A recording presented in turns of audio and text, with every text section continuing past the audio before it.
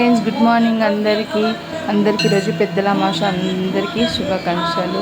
మీ పెద్దలకు అందరికి పెట్టుకుంటున్నాను. మేమైతే ఈరోజు మా అత్తమ్మ మా అమ్మాయికి మా అమ్మమ్మ వాళ్ళకి పెట్టుకుంటున్నాం అన్నమాట.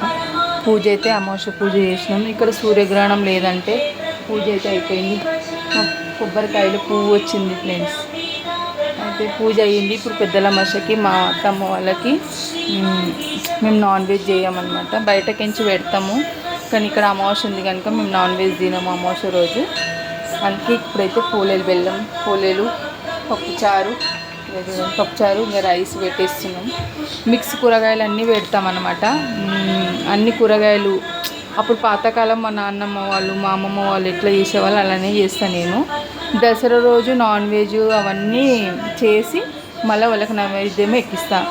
కానీ ఇప్పుడు పెద్దలకు పెట్టినప్పుడు మాత్రం నార్మల్గా పోలేలతోనే పెడతా.